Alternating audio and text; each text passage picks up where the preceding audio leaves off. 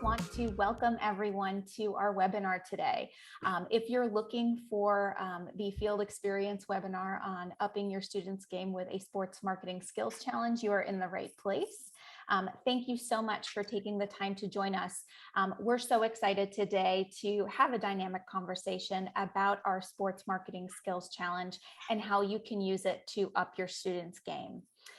You will see in the chat box, I will be sharing a link so that you can begin that challenge for free today. We have an awesome guest speaker here, and our co-founder, Joey Lynn, will be leading our discussion. So just as we go through this discussion, if anything resonates with you, please feel free to reach out to me. I will put my info in the chat box so we can discuss any of the needs that you might be having in terms of your development. So just a few housekeeping matters. This conversation will be recorded. Please mute your microphones. If you have any questions, go ahead and enter those into the chat box. We'll have time for a Q&A at the end of the session. And if we don't get to your question, don't worry. We'll do our best to reach out to you within the next several days. So a recording of this webinar will also be sent to all attendees following the session. And so a warm welcome to our moderator, Joey Lynn. Thank you so much, Vanessa, and to the FieldX team who I know is behind the scene, and to all of our attendees for being here today. I am so excited for the next 40 minutes to be spending time with Jamie Fritz, who is the mastermind behind our 50-day sport marketing skills challenge.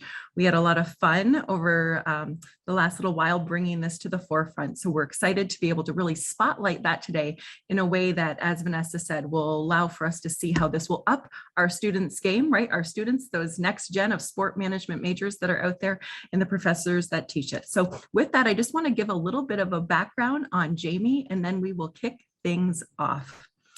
Jamie Fritz has a 20-year career in sport marketing as an executive, where he has worked on blockbuster marketing campaigns that have leveraged high-profile celebrity talent to drive dramatic increases in traffic, revenue, market share, and brand recognition for clients in sports, entertainment, consumer products, apparel, electronics, food, beverage, banking, automotive, and sporting goods.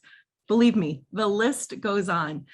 Jamie is a renowned and very sought after guest speaker, especially as things relate to sports psychology and sport marketing and brand management. And on behalf of my co-founder, Sharon Outram, and our CEO, Angela Robb, we are just so grateful to Jamie for being here today and believing in FieldX from the very beginning. Jamie, thanks for being here. Thanks for having me. No, I appreciate the opportunity. I just want to thank Joey Lynn, Vanessa, Carrie, Angela, and Sharon for helping make this whole thing come to fruition. It's been a lot of fun. It was a lot of work putting this together. I think we have about 150 hours into this, going down the rabbit hole, but it was worth it in the end. So we hope that we can inspire students and really make this a game changer. Wonderful. Well, thanks, Jamie, for that. And we're going to dive in right there at the beginning. But I do want to remind all of our attendees that if you have any questions throughout again, please be dropping those in the chat, and Vanessa will be pinging us because we want to make this as engaging and informative for you as possible. So, Jamie, you just mentioned, the 150 hours. We spent a lot of time in the learning lab, as you know, we call it, lots of Saturdays and lots of fun together. And really, again, the backdrop to that is your background and expertise, your thought leadership. You are constantly being asked by universities across the country to come into the classroom for those 1-hour guest lectures. I always joke with my students, I said, I feel like we tease you with just a 1-hour, guest lecture. And we kind of started there. So can you maybe share, as we think about the 50-day skills challenge strategically, what was your vision for wanting to take all these years and begin distilling it in this way that would engage with students, sport management students in particular? Yeah, I think a lot of this is so many students, I think, that are in sports management programs right out of the gate. I ask a lot of them, what's their career path? Where do they see themselves in 5 years? And so many of them, they want to be a sports agent. And that's where It was inspired by the idea of no, don't walk, run. Like that's being a sports agent is wonderful, but it's also very challenging. But I think the inspiration is there's so many unbelievable and wonderful opportunities to work within sports, be it the teams, the unions, the leagues. Then we even think about the brand activation agencies, right? We all are watching games all day long. We see the Dr. Pepper Fansville commercials. We see Nissan Heisman House. That behind the scenes and working on those campaigns, I think is one of the most fun jobs in sports, right? And sure, working for a pro team can be wonderful, but also understand it's probably the lowest paying job out there. So it's a great stepping stone. But developing this was really on that premise of think bigger. There are so many incredible opportunities to work within sports. Right. So when we think about I mean, you're saying such great things here, right? You're saying, you're giving a backdrop to the different sectors within the sport industry, but to start thinking bigger. So I think even when we started this, we were thinking like, how many days could we look into this? And this idea of 50 days, right? We cover a lot of ground in 50 days in these daily bursts of sport marketing, brand management, sports psychology, content, ripped from what I like to say, the headlines of, like you said, your experience. So how can this idea of engaging every day, right? So we have students here. I know we have a few lectures, students in lecture halls that are joining us today. How can, again, that mindset collaborated with your vision to bring this to a daily engagement so outside of Tuesday and Thursday lectures, students are engaged with this content. What does that look like? Why was this exciting for you when we started the conversation? I think it's the micro learning, right? It's every day you're going to get a learning objective, a case study, and a task. And so the idea is never for us to replace any professor, or this isn't a class, it's more like a textbook, right? And so this is something that every day, that little micro learning lesson that is a case study from my career and is also relevant. A lot of the case studies and the things that we talk about are so relevant today to the students, where everybody remembers, my goodness, when Tom Brady left the New England Patriots, the season tickets tanked and the Tampa Bay Buccaneers went through the roof, right? So we talk about that. There's so many things that are relevant to the hotel rooms, right? When hotels, to conserve water, put a sign in the hotel rooms that 83% of the people that stayed in this room reuse their towel, and the differences between that. And so there's so much human psychology that goes into the business of what we do every day. It is consumer psychology over and over again. And so I think what made it really special was those micro learning lessons, and the fact that you have 50 days where you're going to get pinged. It's not very time consuming, but there is a task and it correlates back to your classroom. That's wonderful. So I love too what you said, right? We and I know even at the University Concordia, we've moved away from having textbooks, required in the business school, and really looking for interactive. And this is a wonderful way to engage with students. And I was wondering if you could just kind of transition that too. So as sport professionals, let's talk a little bit about that daily mindset, right? That you show up with when you're checking the news, the feed for your clients, the brands that you're affiliated. How can the notion of our 50-day skills challenge help start to condition the next gen of sport managers to realize the relevance of, hey, this isn't just a Tuesday and Thursday when I'm in lecture, I should be thinking about this topic, but if I'm really serious about this as a career, I need to be doing the daily work. So can you talk a little bit about that, Jamie? Well, I think one example that I always talk about are the batteries, right? Consumer spending. You're going to take each lesson and it's going to go with you throughout the day, throughout the week, throughout the month, and hopefully for the rest of your life, right? You're going to think differently. Yep. I talk about it all the time. You have to go buy batteries. You're staring at Duracell and Energizer. They're the same exact price. What are you going to buy? And it's amazing to me how many students tell me Duracell, 90%, because for me, it's the bunny banging on the drum, right? But why do I gravitate towards Energizer?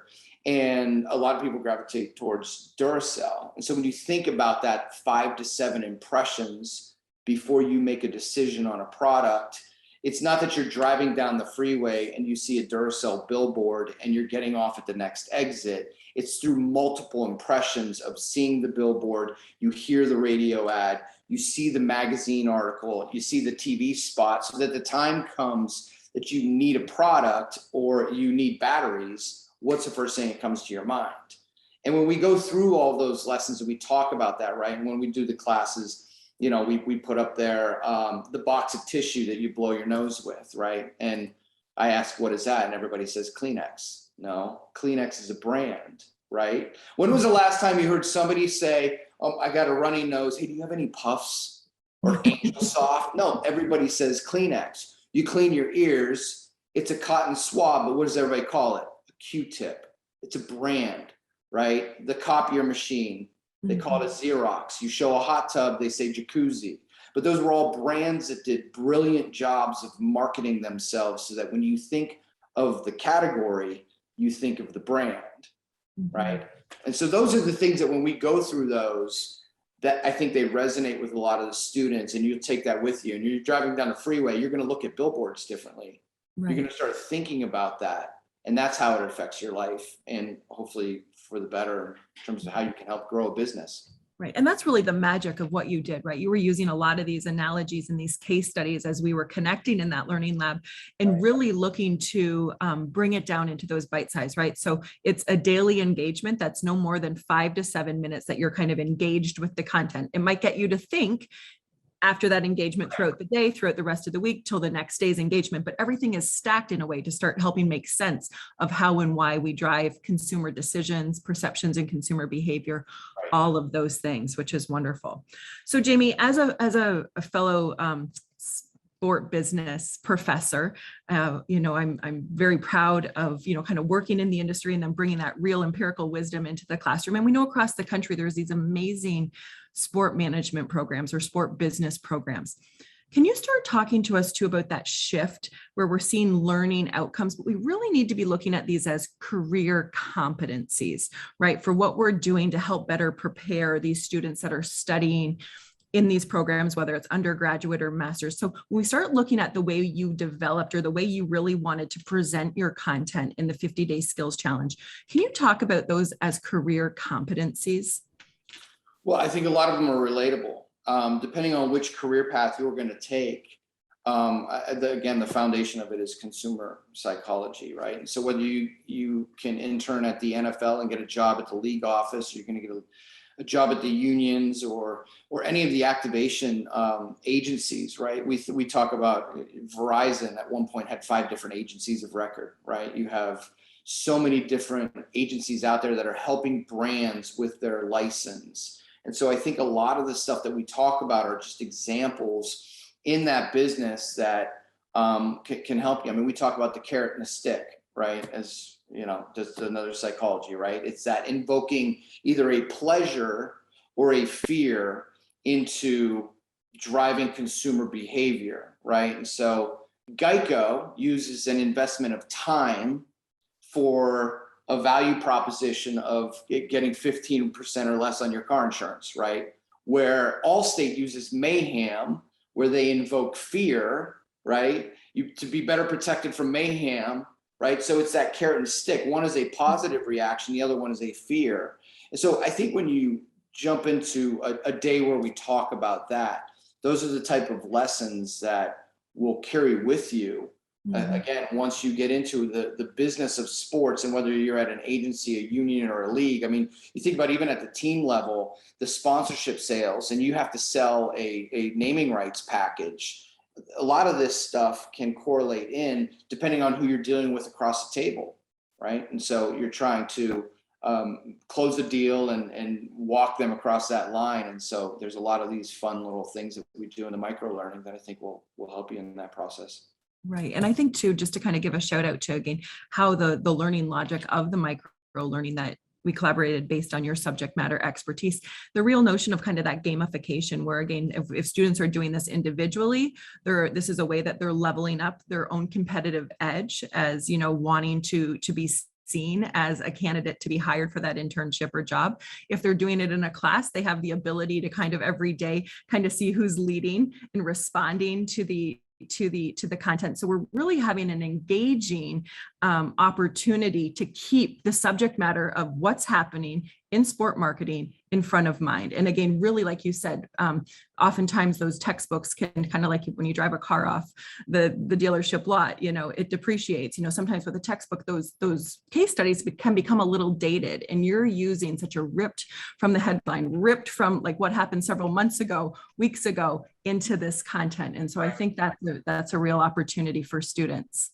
I think it's applicable to the campus as well. And so I think a lot of the sports management programs around the country do a great job of putting them to work on campus around game day. And it's not just football. I mean, it's the basketball program, the volleyball, the baseball, all the different sport programs on campus. There's opportunities to activate, get involved. The hospitality side of it is huge. We know that. I mean, that's Sharon Outram's like one of the founding fathers of the hospitality industry. So Yes. It's big business. Now you have On Location, and we had Create and Prime Sport and all the different groups out there that, which is so wonderful about FieldX. And I have to urge students to go get registered and get FieldX trained, because it gives you the ability to get these little micro internships where you can go work the Ryder Cup, the Breeder Cup, the College Baseball World Series, the Super Bowl, the Pro Bowl.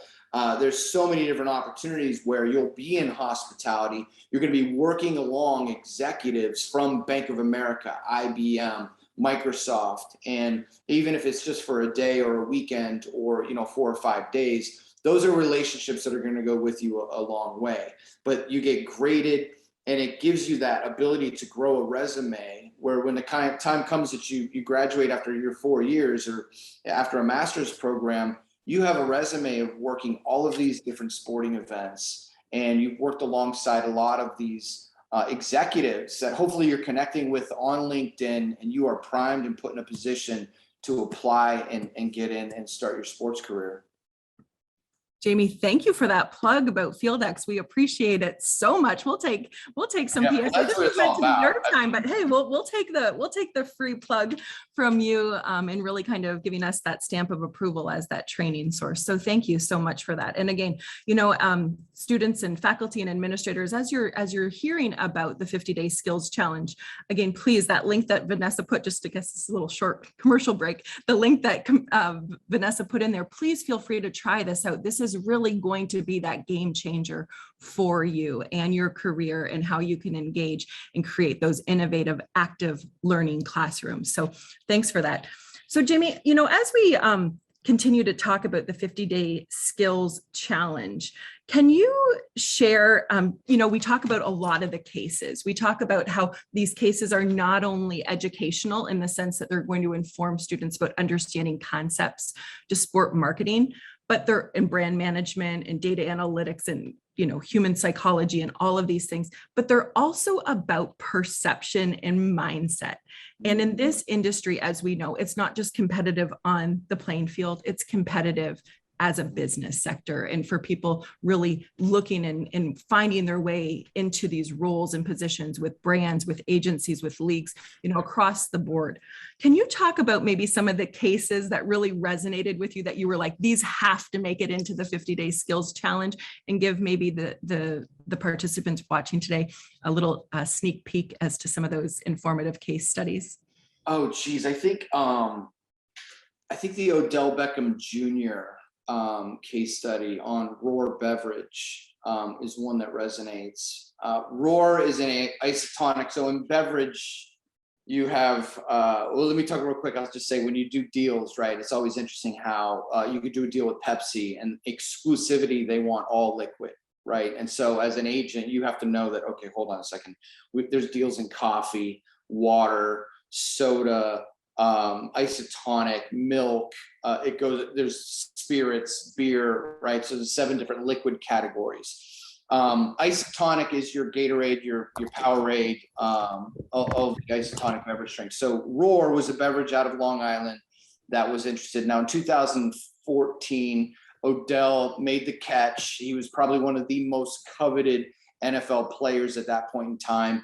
Mountain Dew, Pepsi, Body Armor, all of the brands were vying for a deal with Odell. we were working with this startup company out of New York, Roar Beverage, that ultimately we ended up doing a deal with Odell. But what's unique about it is the data mine reports, right? So we want to work smarter. And so one of the things that we do is by running data mine reports, we can understand consumer demographics, right? So Odell has 4 million followers. What do you know about those followers? So to run a data mine report where we can understand silos of industry, insurance, automotive, telecommunications, all the different top brands. And so I went to the team and I wanted to know, where do his followers buy their gas? Where do they buy their groceries? Are they Target or are they Walmart? And I never even thought about it. The data came back and Costco was all over the place. I'm like, okay, great. We give the data to the brand. They go to Costco. They got distribution in Costco because of the data, right? So there's an example where, yes, we did a deal for an athlete, but what's even better about it is we relied on the data from that athlete to help them get distribution in a major retail carrier like Costco. Wonderful. Can you maybe take that a step further now and maybe even just give one that didn't make the cut? How might that translate into a challenge for students to start thinking about? Like, should they be thinking about the brands that they engage with, the brands that they follow? What would be helpful for them to better understand or to continue to align that with the same philosophy that we've done for the 50 days? Well, yeah, you could look through your own cabinets and the brands that you use. But I mean, for us, when you're representing talent, you want it to be organic. So we always start out with looking at the products that our clients use. And oftentimes, I mean, I've been at Shannon Sharp's house in LA, opening his cabinets, taking pictures, and he's yelling at me, what am I doing in his cabinets? And I tell him, I know every decision maker at every one of these brands. So it's easier to start there. But yeah, no, working smarter when you rely on the data, again, going into the data mine reports, the analytics side of the business is huge, and everybody's doing it now. So that ability to understand consumer spending, influencers, and demographics, right? And so it doesn't matter whether it's a music artist, an athlete, an actor, a comedian, as a personality, as an influencer with a massive following. That's what it's all about, right? So what are your consumers doing? So as a brand manager, right, you control a $150 million budget for your brand, and you have to figure out, how are we going to connect with our consumers through the data mine reports and your ability to understand where are pockets of consumers, and now what are they doing? You can activate your strategies a little bit better, right, by utilizing that influencer in those campaigns. And you see it all the time, right? We tell EA Sports, was doing fan votes, and we told them that you can work a little bit smarter of understanding what the consumer demographic. There was 2 million gamers at the time when we ran that report. 92% male, 18 to 25-year-old demographic. You could go through and see. What was it? Camaro and Chevy was the top automotive. Liberty Mutual Insurance was the top insurance carrier. G-Shock watch was the top watch brand. And then what was interesting is EA was doing deals at the time with Papa John's. Papa John's never came up on a data mine report under the QSR. It was Dunkin' Donuts was one of the top ones. And so I'm not sure if they shifted, but sometimes a brand who's going down one road will all of a sudden stop and turn based on the data. Wow. And that's what this business is all about: decision making, right? And connecting with consumers, identifying the needs and the wants, and in a way that's going to make them want to engage in the exchange process, which is usually their money we want, right, from the business side. And how are they going to buy more of it? Wonderful. So Jamie, as we kind of circle back to the 50 days skills challenge, when you think about, I keep saying the next gen. So the next gen, we keep getting older in this industry, and our pipeline, right? We have this new, fresh, eager group of students that continuously are coming in. When you think about your content, and this might be a hard question, so I'm sorry I didn't prep you for it, but when you think about the content that we, at least in this first 50-day skills challenge, what would you say are the 3 most compelling things for the next gen of sport managers to keep in mind? So speaking maybe specifically to the students that are out here listening, what would you say, and how does it align back to the challenge, the 3 things? Oh, geez, perception. You brought up perception in the other question, and it made me. I remembered Perry Rogers represents Shaquille O'Neal, and I was with Perry in a very small room one day, and he was giving a bunch of kids advice, and he said, let me let you in on a little secret. He said, nobody knows what they're doing. He said, it's all perception. And I thought about it for a second. I'm like, maybe in the beginning, you don't know what you're doing, but eventually you figure it out. But I will tell you, perception is everything, and how people perceive you is going to go a long way. If you dress like a bum, you're going to work like a bum. If you show up late, and that goes back to, we had the conversation about, I go to the Super Bowl, and I'm always amazed how I will see colleagues, I will see agents and people in the lobby of the NFL hotel, and they're in sweatpants and a zip-up hoodie, and we're suited and booted. And you sort of think about that perception. When you go into a meeting, how do people perceive you? If you want to be successful, I think you should dress for success. I think you should wear a collared shirt every day going to class. I don't think you should be going to class wearing t-shirts and hoodies. And look, you want to dress the student part, or do you want to start, at what point in your college career do you start dressing for success? I guess that's the question, right? From a perception game, how you treat people. Are you making eye contact? Do you own the room? And so often you have a conversation with students today who are in their phones. They don't make eye contact. So there's a lot of little easy things that students can do to set themselves apart from the rest of the competition. And at the end of the day, if you're willing to outwork your competition, you're not going to have any problems. I just know personally, starting out at CWC Sports in the late 90s, the office hours were 9 to 5. I wanted a key because I was in at 6 and I didn't leave until 8, 9 o'clock at night because I was determined. And so perception, I think how you dress. I mean, we worked at the beach. I mean, there was guys in the office that had their surfboards right behind their desk, and they were in board shorts and t-shirts every day at work. And I was in dress slacks and a button down, and everybody said, do you have meetings today? And I didn't always have a meeting, but it was a mindset and it was an attitude. And I think perception is going to carry you a long way. So I don't know if I answered your question, but I think that's a big one that's super important. Wonderful.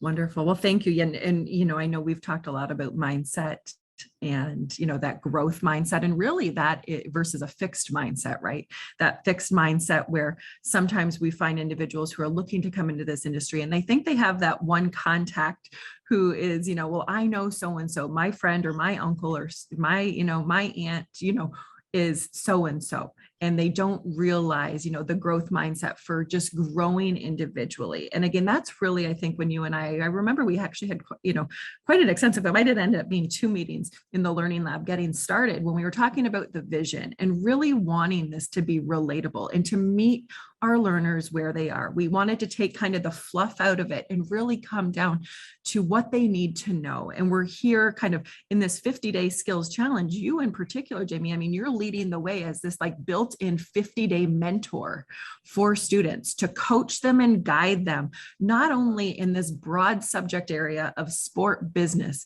but really in those soft skills. And, and that's something that I know got us at FieldX so excited, because that's the business we're in, is elevating those soft skills to power skills, because we know we need those soft skills, not just in work, but in life and in play, right? So all relationships. So can you maybe talk to us a little bit about those power skills, the ones that really kind of came to the forefront: critical thinking, communication, soft skills, the ones that were baked into the 50-day skills challenge, and why those are so important as, again, aspiring sport managers. We need to be talking more about these in lecture halls and in the classroom and out of the classroom. Right. How present are you? I mean, that's it. Be present. I mean, I think we live in a digital world where everybody's so much in their phones, and you talk about whether they're at a family function, it doesn't matter where they are. How much opportunity do you really have to network and connect if you're stuck in your phones? Mm-hmm. Right. And so, emotional intelligence is something that I think it lacks. a lot of people can't walk and chew gum at the same time. And so having that ability to multitask and get a lot of things done at the same time will serve you well. But I think one of the most important thing is, we go back to saying it all the time, you're the average of the 5 people you associate yourself the most with. So think of your 5. Who are they? Because your character, your personality, your jokes, and everything that makes up the DNA of who you are is typically the average of those 5 people. So if you don't wake up every morning wanting to be a better version of yourself, figure out who's got to go, right? Are you hanging out with bad apples, and why? Right. So advancing your life and advancing your career, so much of it involves who you surround yourself by. If you want to be rich, you want to be successful, hang out with rich people or people from rich families who are successful or from successful families. Right. And that'll go a long way. If you're hanging out with a lot of friends who skip class and they're doing drugs and they're not getting their homework done and schoolwork done, like, how long is it till that's you? I mean, that's just on the personal level. You see a lot of that. So again, focus on the 5. I'm blessed to be able to run around with all these Hall of Famers for the last 20 years. And you imagine the amount of keynote speeches and motivational speeches I've heard from Joe Theismann and Marcus Allen, Shannon Sharp, Tim Brown, Rod Woodson, Eddie George. I mean, these guys have molded me over the 20 years to really pay attention and focus on all that stuff. And so that's this micro learning, this 50-day challenge is so much of the iconic legends that I've had the opportunity to work with. I'm pouring that into what we're trying to get across to students. And there's little pieces of that in all of this. Right. Listening to those, sitting in those big auditoriums, when you were able to be there live and hearing those speeches and hearing the impact, was there ever kind of just that one that really was, Jamie, like, this really resonated with you in a new way? Because you obviously have a personal relationship with all of these, Hall of Famers and celebrity that you're engaged with because of the work that you do. But is there something that any one of them has maybe said that has guided the success or helped contribute to your own success? Marcus Allen has been a huge influence in me. Some of his lines, "You're rich by what you give, you're poor by what you keep," is really interesting. And that's not just charitable giving, it's doing what we're doing, giving back to students, right? And me going and doing lectures and mentoring young people. You're rich by what you give, you're poor by what you keep. Honor your mother and father is another one. But Marcus's story is really interesting. The silver linings in life, right? Marcus was one of the top one of the top players in San Diego. And he was a defensive player. His coach wanted him to play quarterback. He didn't want to play quarterback. So he fumbled the ball 7 times in a row, and the coach kicked him off the team. And Marcus saw, you can't kick the best player in San Diego off the team. But he went home thinking his dad was going to bail him out. And his father said, well, that's between you and your coach. So there was a life lesson there for Marcus and having to man up and go apologize and get himself reinstated on that team. But what's interesting is, so he went and apologized and said, "Coach, this is what you want me to do. This is what I'll do." Well, Marcus went on to become one of the greatest scrambling quarterbacks in California state history, won a state championship. And if you think about that, right, how often we don't agree with our supervisors, we don't agree with our teachers, our professors, our bosses, but sometimes you have to buy into the bigger idea of the company for the betterment of everyone, right? And so Marcus ends up getting recruited by a lot of universities and goes to USC as a defensive back. But Charles White, who was a running back at the time, all of his blockers got injured in camp. And so the coaches remembered that Marcus could run the ball. And they said to Marcus as a freshman, "Do you want to block for Charles White?" And he said, "Well, I just want to play." Had the silver lining there, had Marcus not agreed to play quarterback, not only would they not have won a state championship, but he would have never got the opportunity to block for Charles White, which eventually led to him becoming the starting running back, which led to him becoming the most decorated football player in history. But the thing about Marcus, you talk about practicing the secret. And the book out there, and a lot of you I'm sure have read The Secret. Jack Canfield, Chicken Soup for the Soul, is another great book, who talks about just manifesting your destiny, manifesting greatness, and attracting the laws of attraction and how you attract greatness to you, attract opportunities to you. Be careful of your thoughts, because negative thoughts become reality, right? But if you're always positive and your glass is always half full, great things will come to you. And you think about, Marcus was practicing The Secret long before it was ever written. He wrote a Heisman speech when he was 10 years old. Think about that for a second. I always say, thank God he rewrote it. Wow. Right? But at age 12, he made a decision what side of the television set he wanted to play on. Okay. But he's the only player in history to win a state championship, a college national championship, a Super Bowl, the Maxwell Award, the Doak Walker Award, the Heisman Trophy, Rookie of the Year, NFL MVP, Team MVP, Super Bowl MVP, Comeback Player of the Year, Pro Football and College Football Hall of Fame. There's no other player in 150 years of college football and 102 years of the NFL that has won every award at every level.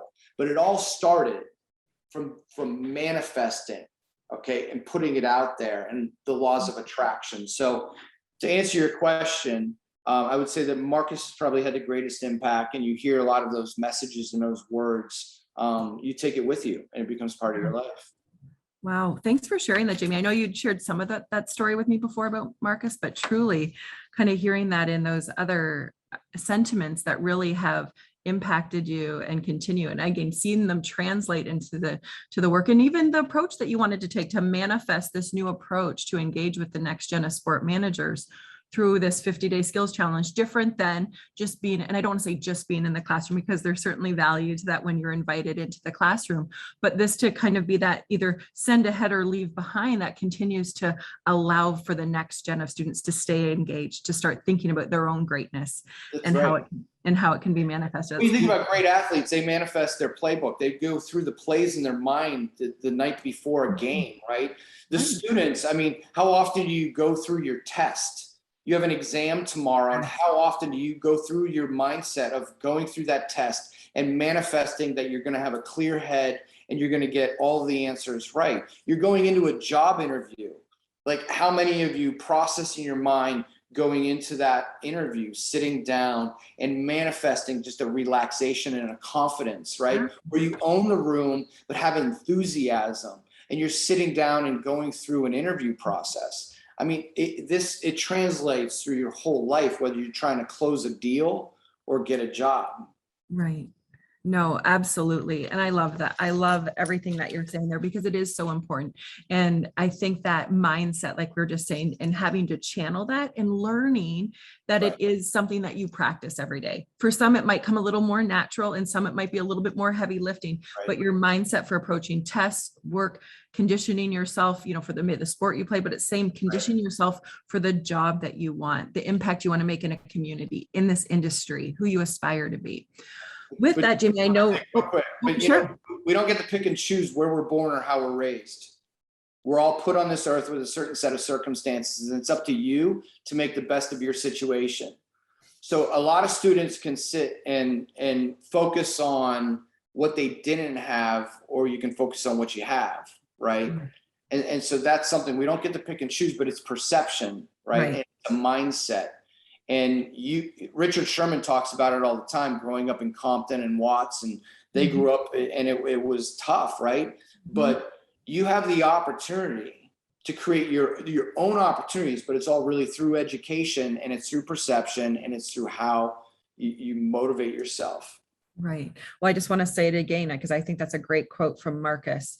Rich in what you give, poor in what you keep. Rich in what you give can also be what you give yourself, in that mindset, the permission to want to be great, the permission to say, I'm going to leave others behind and step out and do what I need to do. Right. So I know we only have a few minutes left. I want to give another shout out. If there's any questions, to please put those in so Vanessa can ping us accordingly for those questions. We'd love to engage with you. But Jamie, I know that there's a student, an aspiring sport manager on your team, and he couldn't be with us today because he's in the classroom, I believe in Oklahoma.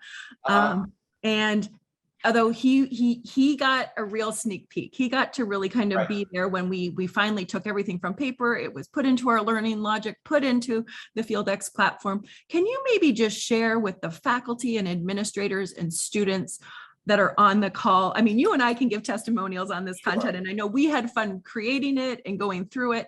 But can you really give his kind of initial reaction to you when he came back? And I know you kind of had him, we did it over, 50 days, but he kind of did it as a crash course, kind of going through it. But can you share that with everyone?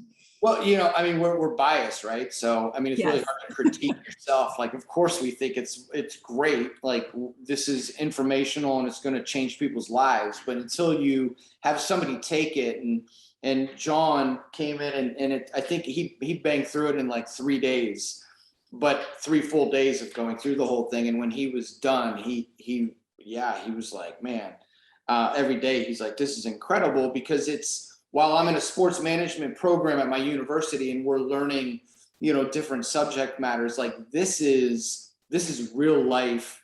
This is like in the grind of what it's like to really be in a sports industry business. And yeah, I mean, he was like, I've learned more from you it was a combination of him being in the office and taking the task, but the whole program. But he said, I've learned more from you in 2 weeks than I have in my first 2 years at university. So, that's an incredible compliment. But yeah, when he went through the whole program and he was like, this is really incredible. He's like, this isn't what I expected. But he's like, this is really great. And I'm always like, really? Like, okay, awesome. Because it's tough to critique yourself. Right. But again, his ability to take it and apply it and go back to school this year in his junior year with a lot of the things that came from this program, I think he was really excited about. Well, that's ultimately what we set out to do, right? We wanted to see that practical application. We wanted to see those aha moments happening as individuals are engaging with the content, so they can learn, experience, and connect it to their work, their life, and those aspirations. Well, Jamie, I can't thank you enough on behalf of FieldX for being here. And I think, just as we said at the beginning, and as we chatted about, I think it's John, your student, we want to give everyone the opportunity to check out your Jamie Fritz 50-day sport marketing skills challenge with that free demo and free access that Vanessa has shared. I'm going to hand it back over to her to tell us more. But before we do, Jamie, my friend, thank you for being here, for this time, for sharing your wisdom, and just being a partner in helping to create opportunity for the next gen. Thank you so much. You bet. Thanks so much, Jamie. Awesome. So we talked a lot today about our sports marketing skills challenge. If you haven't already, you can start using that today for free using the link in the chat.